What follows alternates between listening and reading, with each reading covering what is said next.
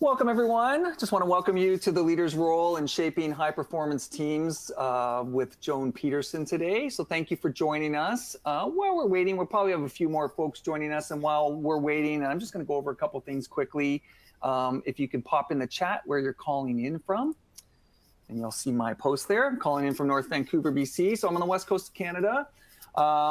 Just want to introduce myself. My name is Brian Gottmers. I am the production director from Bluepoint Leadership Development.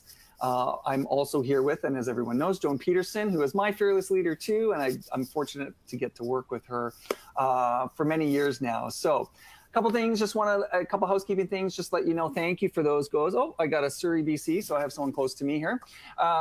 If the traffic's good, we're close to each other. All right, so just want to let everyone know the webinar is being recorded and that you will receive a copy of your recording tomorrow. And today's slides are also available in the resource widget.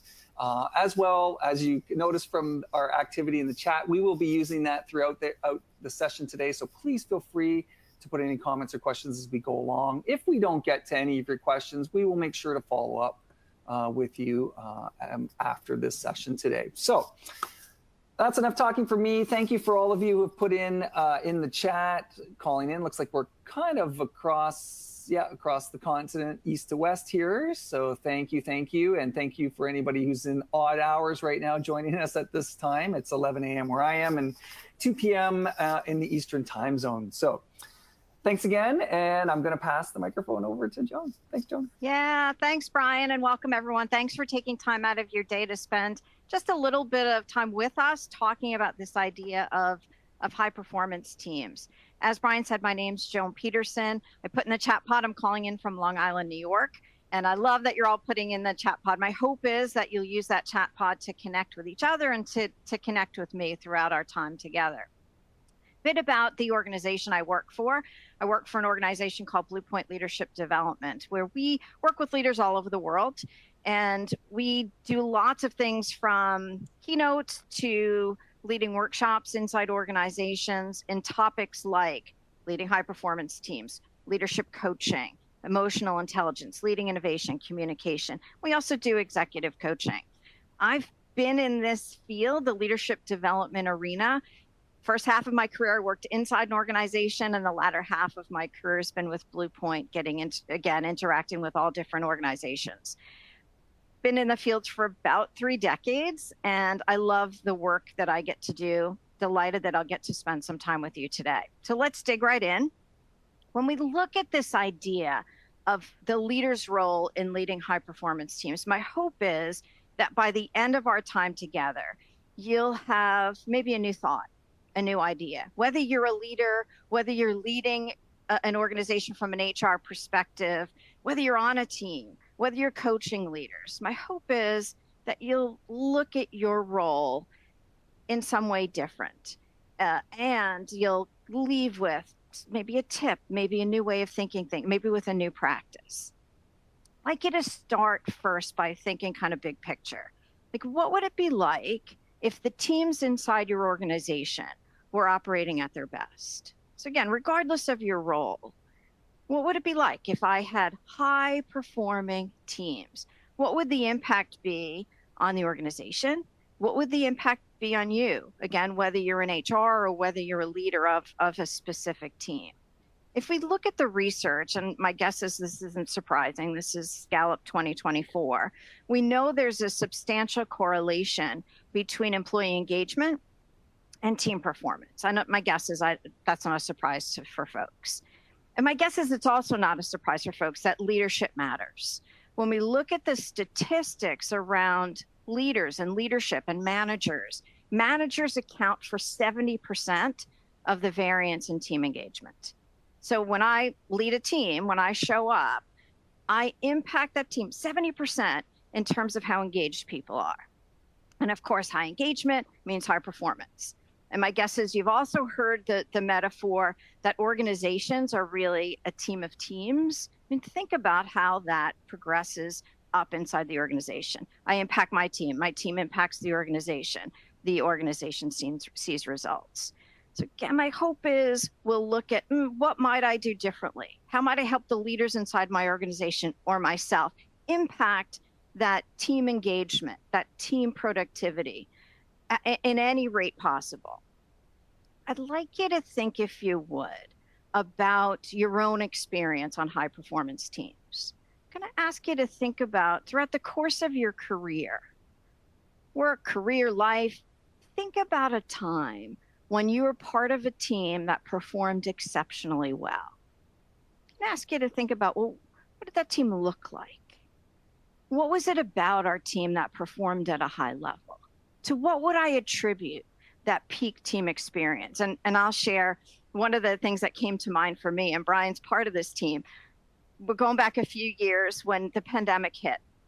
I worked for Bluepoint when the pandemic hit, and we were primarily an organization that did mostly in-person workshops with our clients. All of the in-person work went away. So overnight, our team had to change. How do we look at our work in a different way? And I look on that, yes, it was scary and it was fun. We worked a lot of hours, but how can we not only help our clients, how can we help organizations operate in a completely different environment? So for me, I look at that experience as being a peak team experience for, again, I think a couple of different reasons.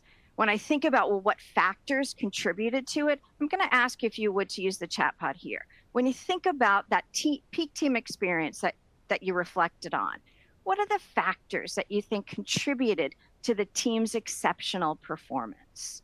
So if I were to talk about my team's exceptional performance, I think we are all marching in the same direction. Like, I think because the pandemic hit and we knew we needed to shift gears, we all knew what we were aiming toward. We wanted to make a difference. I also think we cared about the organization, we cared about each other, we cared about our team, and we're willing to work the extra hours to contribute. Love it. Like, have a high level of trust, collaboration, communication. You see common goal from a lot of you, alignment on goals, and psychological safety, variation experience. Like, when I think about our team in that moment, we had all these things and we just kind of jumped in and we, again, probably I worked more hours then than ever in my career, and I had fun. There was open communication. Now I'm going to ask you to think about not only what did you see on the team, but what did you see the team leader do? What did they do to contribute to the team's effectiveness? And I hear clear communication. I think that's extremely important. Honesty, passion, mutual desire. I love that passion piece. I think that in tough times can bring people together. Empathy, especially during the pandemic. Am I able to put myself in other people's shoes? Buy into the objectives, vulnerability, love it. So when we think about this idea, celebrating wins, all this, so incredibly important. When we look at that list, okay, so this is what we all remember. This is what we all can kind of cling on to. We know that there are certain common themes that we see in high performance leaders. And our belief is that the leaders make a difference. So I'd like to share a few thoughts on that. One of the things, and y'all put this in the chat pod, is we know that in high performance teams, the leader does a great job of articulating a compelling vision, helps people connect to the purpose. And again, it doesn't have to be the pandemic for us to do a good job of this. Change is happening all the time. I think we constantly need to be thinking about, are we helping people connect to the vision, to the purpose of our team and of the organization? The second piece, again, I think really important, is this idea, and it was said in a few different ways here. Are we able to foster strong connections? Are we able to help those members of our team connect with each other? And do we form strong connections with our team members? And we'll also talk about this idea of accountability patterns. That is, are we setting outcome? Do people know what they're responsible for? Are they getting feedback? Are they developing? Are we appreciating and affirming them in some way? And of course, I think, and one of you, or more than one of you, mentioned it, there's this, we can't talk about teams without saying that really the foundation of this is psychological safety. Am I as a leader, creating a safe space for folks? Am I creating a space where people can feel as if they can have dissenting points of view? They can be themselves. So we won't spend a lot of time on psychological safety, but I do want to start there. If you had to define psychological safety, how would you define it? Again, I'm going to ask you just to use the chat pod here. We're not going to spend, again, a ton of time on psychological safety. I'd be remiss if I didn't talk about it when we talk about high-performing teams. What are some of the words you would use to describe psychological safety? What does it look like inside teams? What do leaders do to create psychological safety? So again, would love for you to use the chat pod to share. Yeah, no judgment. I mean, think about psychological safety. It's acceptance. It's open to share my ideas. That judgment piece comes at lack of fear, right? I work in a space where I'm not afraid. I'm not afraid of backlash. Love that. I can be myself. It's not condescending. I can, I'm not afraid to make mistakes. There's that trust and transparency, the empathy piece. Amy Edmondson, her definition, of course, she coined the term psychological safety as a belief that the environment is safe for interpersonal risk taking. So am I able to take a risk? And I think it's the leader's role to create a space where it's normal and safe for people to create, for people to question, for people to challenge. Without that, there's no high performance teams. So am I able to, and again, I think the leader's role first and foremost is I need to create this safe space for folks. And again, I don't think that's, my guess is most of you came in saying, yep, I get that, I know that. Foundational is psychological safety. I would, though, like to dig in to some of these other pieces as well. The first being this idea of articulating a compelling vision or purpose. Then I know from the chat pod that this is not new as well. But are we doing this on a consistent basis? Organizations we know are constantly in change. They're constantly in motion, which means is that we as leaders, in order to get engagement, alignment, commitment, need to consistently and continuously connect people back to the vision, the mission, the purpose, not just of the organization, but of the team. And what's their own purpose and mission? I do like this quote: every high-performing team believes it exists for a compelling reason, and that the world will be better for what it does. Its purpose is not the task or work it does, but the benefit it delivers. Are we connecting people to that? I think leaders have a responsibility to do that. As leaders, we need to find ways to create purpose, to connect individuals to purpose. And I believe we can do that in three ways. I think we have opportunities to connect people to the organization's purpose.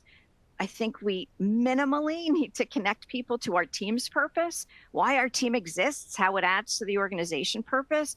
And I think we have a responsibility to the individuals who come to work every day to know what purpose looks like for them. What's their purpose? And how do we connect their purpose to our team's purpose and to the organization's purpose? If we look at this idea of organizational purpose, again, I think probably not news to folks, but I think myself included needs to be reminded of this. How do I connect my individual purpose, my team's purpose, to the organization's purpose? Sometimes I hear from some of our clients, well, you know, the organization has its mission, it's on the wall, whatever, we have our vision. We as leaders need to bring that to life, and lots of ways we can do it. There's an article in HBR, came out a while back, around 3 types of purpose, which I thought was interesting. If we're struggling with how do I connect people with purpose, sometimes we can think broadly about purpose. It could be, and the 3 C's are what Harvard Business Review called it, I connect people with the competence of our organization. That is the function of whatever we produce, the function that the product or service serves. We could also connect people to the culture. That is, if the culture I'm working in is meaningful, the intent with which we run our business, can I connect people with that? And I also think in some organizations, the social good that we provide, that we aspire to, is a way to connect people to purpose. So as leaders, it's not just thinking about, okay, what do we produce, that first C. I think sometimes we can also look at ways to connect people to culture or cause, and to think again about what's meaningful to the individuals on my team. So again, that's this idea of organizational purpose. Team purpose, I don't think we think about enough. Do we have a compelling purpose for our team? So I'm going to ask you to think about the team that you're on. What would you say is your team's compelling purpose? And if I were to invite your team members onto the call, would they say the same thing? Do we all know what we serve? Do we all know what we do as a team and how it connects to the organization's purpose? We had one of my colleagues tells a story about working with an organization. He was in a nursing home, and he was going through with the team, and they were looking at what's our team's purpose. And I thought a really good story that I wish it was my story. It's not. And he said, I'm sitting with this group of individuals who work in this nursing home and asking them, well, what is your team's compelling purpose? And one of the individuals raised their hand and said, well, we care for old people. My colleague was like, yeah, you do. And started asking questions to really get at, well, what do you do? What purpose do you serve? And he said, these individuals came up with this. What I do, what we do was in the United States, we help give the greatest generation a place to call home where they can share and be honored for their life story. Man, I want to work in that organization, not in the one that cares for old people. And I told my kids, like, when it's my time, like, I want to be in that nursing home. I don't want to be in the one that cares for old people. Our compelling purpose as a team makes a difference. Love that you're sharing those purposes in the chat pod. I think it's critically important that we help our teams feel a part of what we're creating and the difference we make as a team. One of the slides, and I know you have access to the deck, one of the slides in the deck are some coaching questions that we can ask our team so we can explore this together. What's your team's most important work? Whom do you serve? What's its exceptional look like? And when we start to dig into what does our team do? How do we bring it to life? It helps people commit to coming to work every day and giving 100%. I don't think we need the research to tell us this, but the research tells us that there is huge power in creating a purpose, not an organization purpose, but a purpose for our team. It drives motivation, it aligns objectives, it cultivates resilience, especially amidst change and adversity. And when we co-create it, when we ask our team members to be part of the creation process, it helps us get different perspectives. It fosters ownership, ensures buy-in and commitment. So again, I think a thought for all of us is, what am I doing to connect people, to create this compelling purpose for our team? If we kind of extrapolate that a bit further, are we also able to help people connect what's important to them to the organization? And I think this is where we get engagement, alignment, commitment, retention. When we know what matters to people, when we know what purpose looks like for them, and then find a way to connect that with the organization. And I think a great question for all of us as leaders is, well, how do you tap into individual purpose? How do you know what's important to others? And I've asked thousands of leaders, well, how do you know what's important to your team? And I'll ask you, well, how do you know? And I'm going to invite you to put that in the chat pod. How do you know, or how could you find out what's important to others around you? How do you know what their values are? How do you know what makes them tick? How do you know how to connect them with the organization? Yeah, I love that. You could ask them. What else? See, a lot of people, and quite often, again, I've asked this to thousands of leaders, and probably asking them is the number one response. But and some of the other ones I love, it's talk and listen. Patricia, it's ask and it's listen. People talk about what's important to them, and without us asking, And I think quite often inside organizations, especially hybrid organizations, I think it's tougher when you don't breathe the same air as people. We go into meetings and we talk about what we need, and we only listen for what we need. We miss the relationship piece that you're all talking about here, whether it's scheduling one-on-ones, whether it's listening differently to people, connecting with them on a human level. And quite often I'll say to leaders, like, you need to listen differently. And we're all capable of it. We just tend to not do it. We tend to be so focused that we listen only for what we need instead of to what people are really saying. So I'm going to test you out here. I'm going to tell you a brief story. It's about me and it's about my daughter. And my daughter was 8 at the time. She's no longer 8. She's much older than that.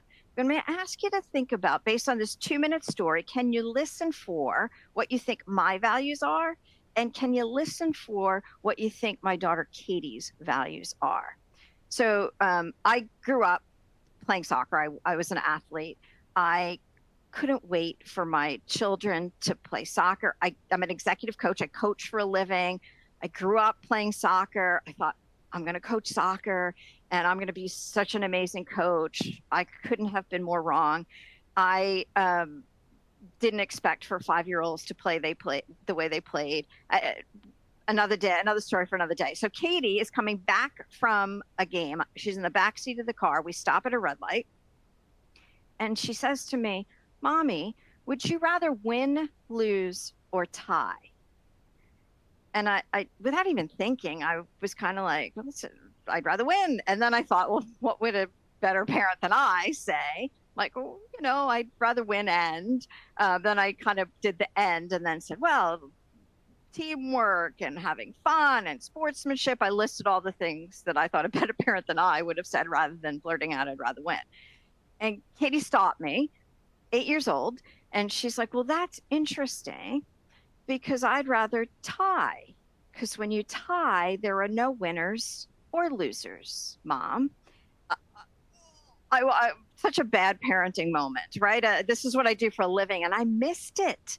I missed that my child was different than I was. Her values are different than mine. So again, eye-opening moment to my poor parenting, and really eye-opening in that I didn't even get my own kid's values when she's 8 years old. So I'm going to stop the story there, and I'm going to ask you to put into the chat pod. We'll start with me. What do you think some of the things I value are? Love that. Your 8-year-old is brilliant. And my 8-year-old's kind and gentle. She's now 23. What are some of the things you think I value? I'll ask you to kind of put some of those into the chat pod. Yeah, her value is everyone being appreciated and recognized. You're absolutely right. What's the differences in our values? I mean, my value is more, it's achievement, right? I do value my family. It's a bit of ambition. I value different things. Passing on the love of sports to the next generation. Like, I just think, and I still love connecting with children in sports.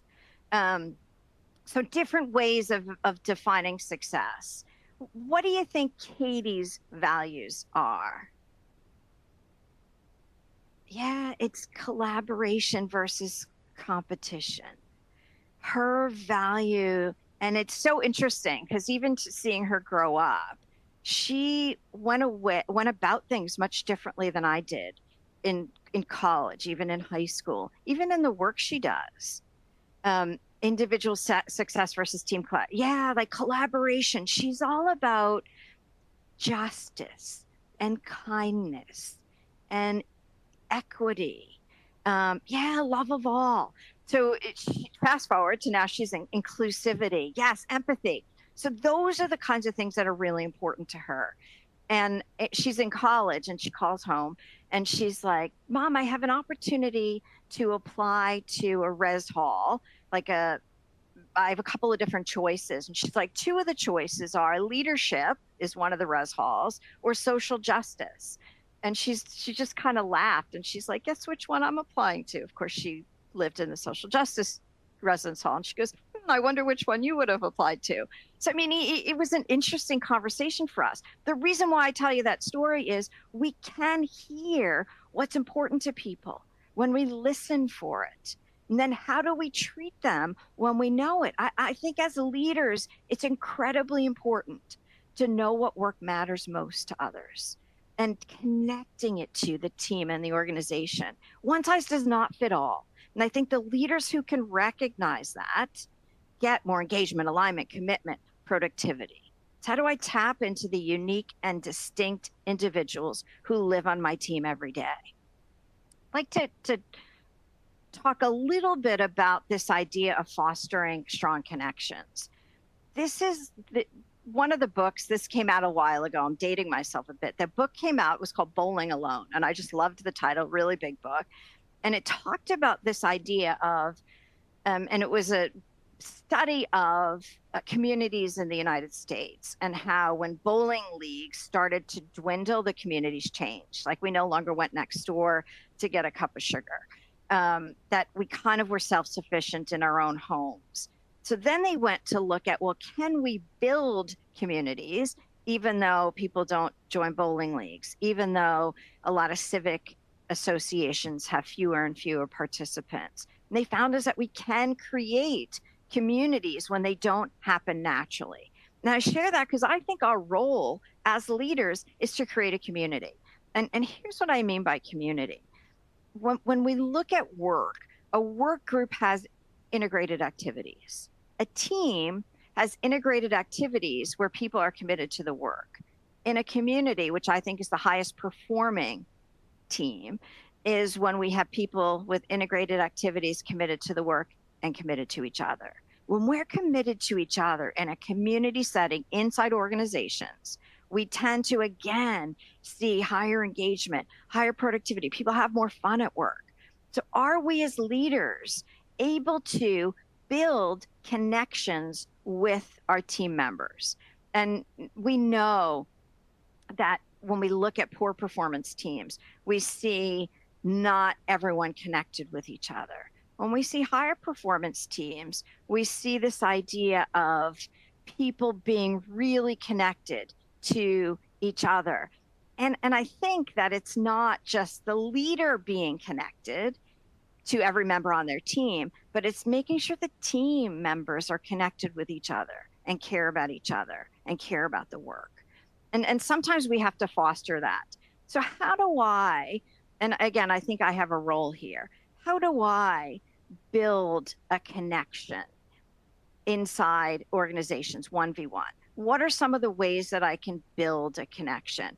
And I'll share another story with you. That when I first started working, I worked inside an organization and right out of graduate school, and probably I was in their company 6 months or so, and a new team member joined us. And this new team member, published author, more toward the end of his career than the beginning of his career. And I thought, what a built-in mentor in the office next to mine. So I was like, oh, I'm going to build a connection with them.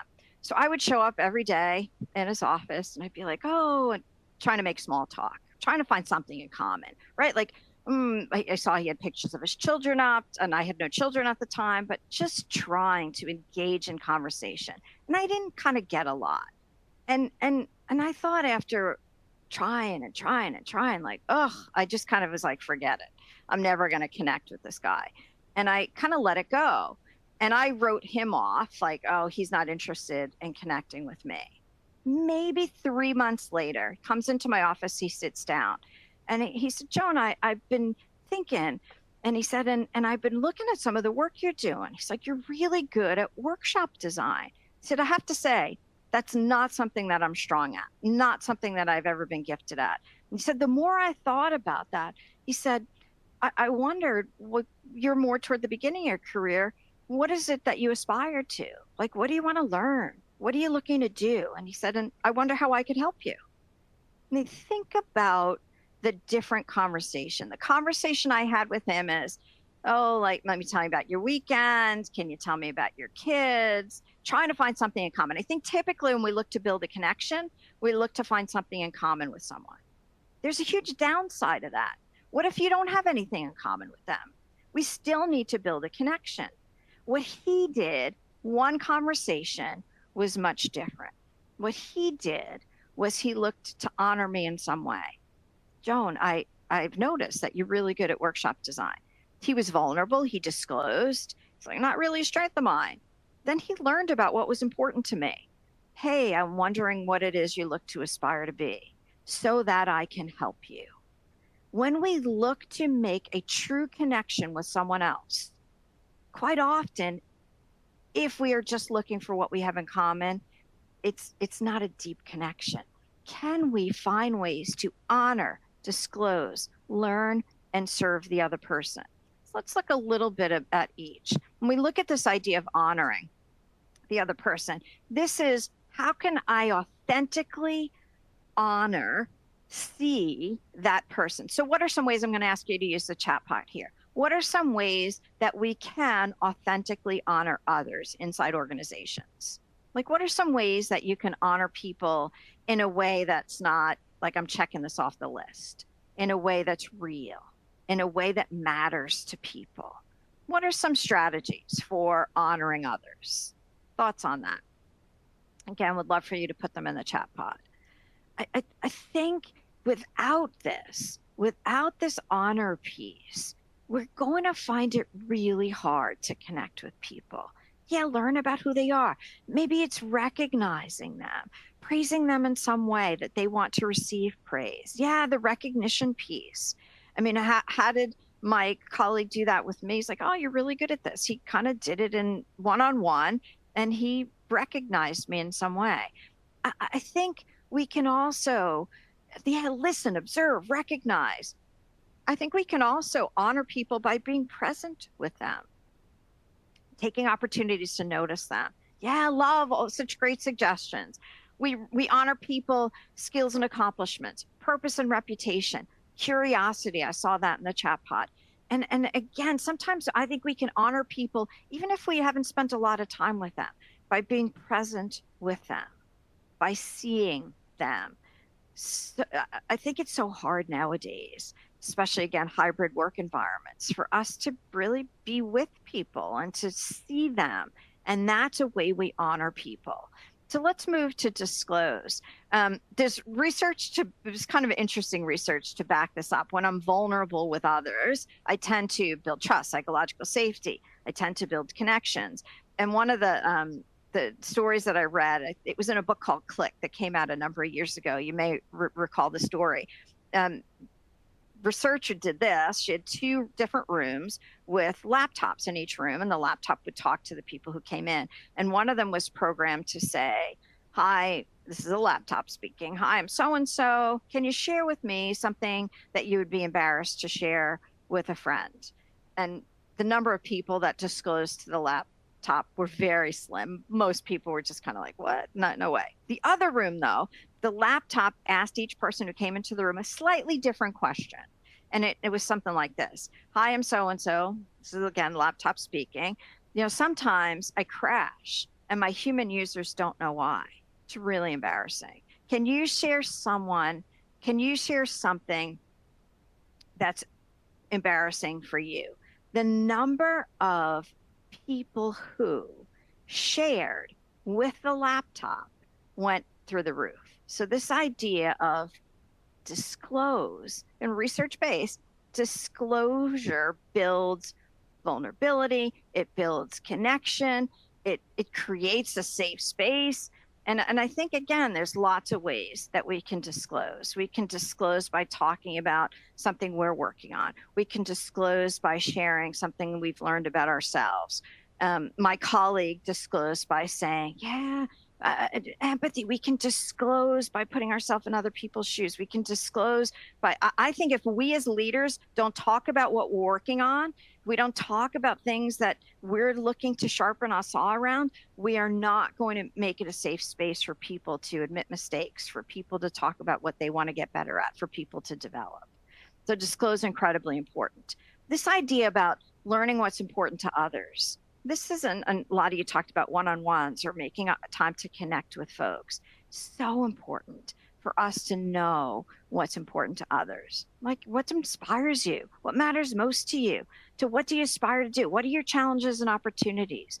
Are we curious about what makes people tick? Not so that it can serve us. Sometimes it's like, well, I'm going to learn about what's important to you so that then you could help me. This is learning about what's important to others so that we can serve them. How can I be helpful? What's one thing that I could do to serve this person right now? What are some of the things that I might do to be able to help them? One of the exercises that we do with some of our leaders, I think it's pretty challenging. And I'm going to invite you to take an opportunity to think about what this means for you. We ask them to identify 6 people inside and outside work who are most important to them, most important to their success. And then we invite them to think about each one of those individuals and to think of this question: what's one thing that person would want from me that I'm not currently giving them? What's one way I could serve them that would be most meaningful for them? Maybe it's time. Maybe it's me being present. Maybe they want me to coach them differently. Maybe it's they'd like for me to develop them in some way. Maybe they'd like me to connect them with someone else. Are we able to think about how we can serve others one-on-one? And then are we able to follow through with it? So we know that when we're looking to build connections, it's not intended to be formulaic, but it is intended to make us think: are we honoring, disclosing, learning, and serving those around us? So I'm going to ask you to use the chat pod here. I'm going to ask you to think about yourself and think about how you typically connect with others. Which of these, 1, 2, 3, or 4, would you say greatest strength? And you can pick more than one. If you're good at all 4, put 1, 2, 3, 4 in the chat pod. Which of these come most naturally for you? 1, 2, 3, or 4. Love to kind of get a pulse of the room. Do you think that, natural strength is I honor people? Natural strength is I'm transparent, I disclose. Natural strength is I'm curious, I learn about others. Natural strength is I look to serve others. Again, I'd love to hear some feedback. Yeah, thanks, Renee. See a couple love 2s and 4s. The 4s seem to be really popular. Yeah, 2s and 4s seems to be the highest ranking. 2 probably a close second. A couple of 1s as well. Yeah, love it. So if we think about also, again, ourselves, if you had to do a self-evaluation, which of these would you want to be most intentional about? So leaving here, which is the one that you're taking with you? That, you know what, if I did more of this, I could build better connections on my team. Again, I'll ask you to practice number 2, to be a bit vulnerable. Which of these might you need to do more of? Give you just a moment to kind of share that in the chat pod as well. Which of these most important to you moving forward? Yeah, thanks for that. I think it's, again, not rocket science here. It's probably things that you've thought about, but sometimes we're not disciplined enough and intentional enough to think about how we are creating connections with others. I also think our responsibility as a leader isn't just for us to connect with with the members on our team. I think we also need to build connections amongst our team. The highest performing teams have connections. Our team members are connected with each other. And I think one of the things that we need to do as leaders, if we find team members are not connected because we work on different things, or maybe they don't have much in common, can we create temporary partnerships? So when you think about your own team, are there individuals who never work together? Is there an opportunity for you to create a partnership for them to work on a project together where both skills are needed? This isn't about making up work. It is about being thoughtful about putting people together on projects.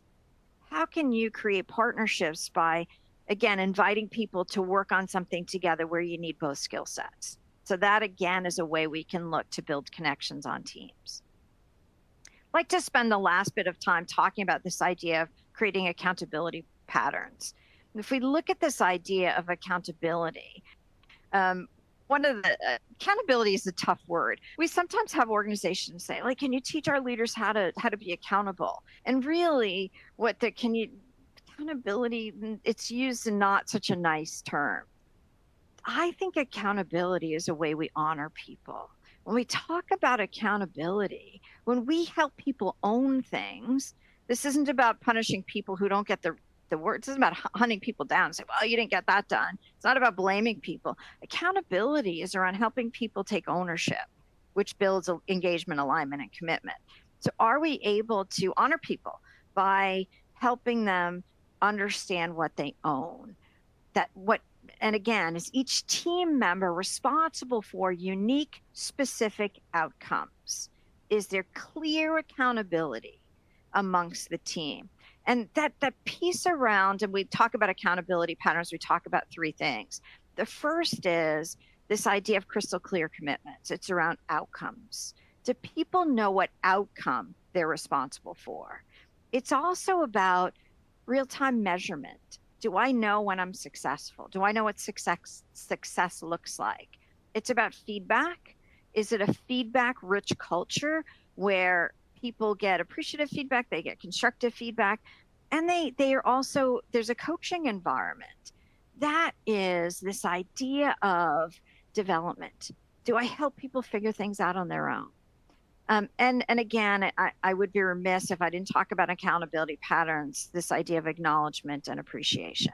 Without that, it's really hard for people to know what to repeat. So this idea of crystal clear commitments is about it's about recognizing what people own. It's that I think many of us delegate tasks instead of delegating outcomes. And there's a huge difference in terms of ownership. And I'll share a brief story. I grew up on Long Island. I still live on Long Island. And in my house, which is why in front of my parents' house, there was an apple tree, which is why you see the picture that looks like this. My house didn't look anything like this. But in my front yard, there's a crabapple tree. And the crabapple tree dropped hundreds of apples every day. And for those of you who ever seen a crabapple tree, can't really eat the apples. They do create a bit of a mess. And my job as a child was to pick up and count the apples. This is my mother's voice. I can still hear it. Your job is to pick up and count the apples, because wouldn't you feel guilty if one of our neighbors hurt themselves by tripping on one of the apples that you neglected to pick up? So every day I got the same speech: pick up and count the apples, because wouldn't you feel guilty? And people say, well, why'd you have to count the apples? Well, I got paid per apple. So not worth it, 1/4 cent. I mean, I'm old, I'm not that old. And I hated the job. And every day it was pick up and count the apples, because wouldn't you feel guilty? One day my mom's language changed. She said she doesn't even remember changing the language, but she said, like, honey, I don't understand why you give me such a hard time. Your role, your responsibility is to make sure that the front yard is clean and safe for our neighbors. Like, even as a kid, I knew the difference. It went from pick up and count the apples to your responsibility, outcome is a clean and safe yard. And of course, positive consequences, injury-free, right? So even as a child, I remember thinking to myself, well, that's interesting. If my responsibility is a clean front yard, I could find another way to do this. I had 2 brothers. I could pay them less than 1/4 cent to pick up these apples. Like, so every day I kind of came up with a cool way that these apples were going to get picked up that didn't involve me counting and picking up and counting the apples. And I share that with you because I think we far too frequently delegate tasks. So when you think about your team, do you have people picking up and counting apples every day? Or do people know what they own so that they can be creative, maybe think about their job differently, own it? When people own the outcome, when they know what they're accountable for, they start to be, again, more engaged, aligned, and committed. So again, I think, are we helping our leaders? Are we helping our teams to delegate outcomes and not tasks? Are we helping our teams? Are we helping our leaders to do a better job of painting a picture of what success looks like, of providing feedback, of celebrating success? And then I think, feedback is critically important. Ken Blanchard said, breakfast of champions. I think every so often we need to do a bit of a check on ourselves. I'm going to ask you to look at the checklist on the screen here. The first 3 are feedback for your team. So those of you who are team leaders, are you providing timely feedback to your team, both appreciative and developmental? Is the feedback well received? Do they receive it well? Are you encouraging your team to ask for feedback? not just from you, but from others. And then the latter part is about you. Are you getting enough feedback? Are you confident in the quality of the feedback you're receiving? Do you regularly ask for it? Do you receive feedback from a number of sources? And how do you receive feedback? I think sometimes if we don't receive feedback well, we tend to get less of it. I also think, and I'll put myself, I'm not going to say we, I'm going to say I tend to ask feedback from the same people, which is not helpful because I'm only getting one perspective. So I'm going to ask you again to look at this list. What is something that you might be able to do to increase the feedback culture within your team? So again, a takeaway for you to be thinking about, what might you need to do to help your team? 1, 2, and 3. What might you be able to do to help yourself? 4, 5, 6, 7, 8. Are we making sure that we are living in a culture where feedback, again, psychologically safe environment, where feedback is something that's given, that's received well, and that people can take action on, and not just the constructive feedback. We're talking about the appreciative feedback as well. Are we really taking an opportunity to see people and appreciate people? I love that. Don't thank tomorrow for today's success. Thank today and again tomorrow. I do think this idea of appreciating people is helpful, and not just you did a great job, right? It's not just, it's whatever feedback method you use, whether it's SBI or others. In this situation, here's what I saw, behavior, impact. Here was the impact, so that people know what to repeat. Of course, this is research-based as well. David Cooperrider did some work in the field of appreciative inquiry that many of you might know of. What he found is by making sure that we're appreciative, we fan the flames and the energy for others. We also know that the more we look for something in a system, the more we get of it. So the more I look for and appreciate others, the more I'm going to get of it. Plus, I add energy into the system. So when we look at this idea of building high performance teams, it starts with psychological safety. So I'll ask you to think about, okay, what might I do for myself, for others, for my team, for leaders inside my organization, for those I coach, to make sure that I'm concentrating on creating a psychologically safe space? From articulating a compelling vision and purpose, am I connecting people to the organization's purpose, to the team's purpose? Do I know what's important to them so I can connect what's important to them to the team and to the organization? Am I fostering strong connections? Am I honoring, disclosing, learning, and serving with those people on my team?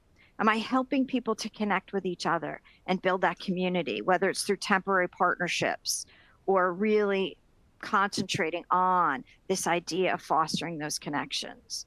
And am I, as a leader, creating accountability patterns? Do people know what they own? Do they take ownership for it? Do I provide feedback? Do I create an environment where feedback is rich? Do I acknowledge and appreciate others? Those are the things that add to employee engagement, employee commitment. And we know that drives results inside teams and inside organizations. I do want to say thank you so much for joining us for this session. A couple of closing thoughts. Please reach out to me. My email address is here. Bluepoint's email address is here. If we can be helpful in any way, I've just listed a few things here. We do have a workshop called Leading High Performance Teams that we'd be happy to share with you. We do a lot of work in the coaching space. We help leaders to become better coaches. We do have a wonderful staff of executive coaches. And our sister brand, HCI, for those of you who are in the human resource space, has certifications. One that I think really matches to this is coaching for engagement and performance, which helps us to become better coaches, as well as helping us to build a coaching culture inside our organization. I am going to be at HR Spark, which again is run by our HR, by the HCI function. If anyone's going to be there, please, please, please connect with me. As well, I'll be at ATD. So if anyone's going to be at ATD, I'm speaking at ATD on the first Sunday. That's in DC. Please, if anyone is interested, email me, keep in contact. Thank you so much for joining us. I'm going to hand it back to Brian. Yeah, I'll just reiterate that. Thank you. And thank you, Joan, for your great presentation. We do have some links that were just added for the ATT conference and the Spark in the chat if you're interested in trying to find that or aren't aware of those acronyms. And yeah, thank you for joining us. We're so appreciative, and we'll hang on for a second. Otherwise, enjoy the rest of your week, everyone, and we hope to see you on our next session. Thank you. Thank you, Joan. Thanks, everyone. Have a great day. Take care, everyone.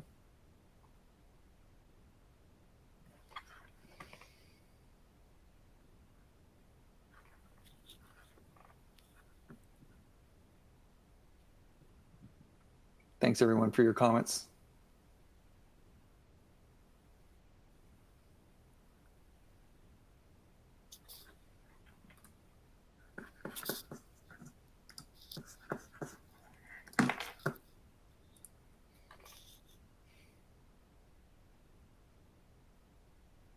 Thanks, everyone.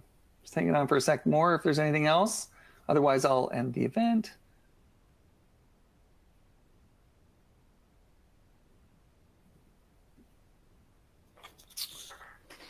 Thanks, Abdul.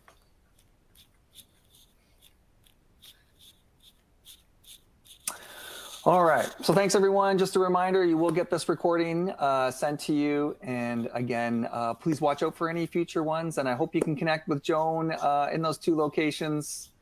Not gonna lie, I'm a bit jealous. I wish I was going to, but maybe one day. We'll see. I'll see you there. All right, thanks everyone, and enjoy the rest of your week. Thank you, Joan.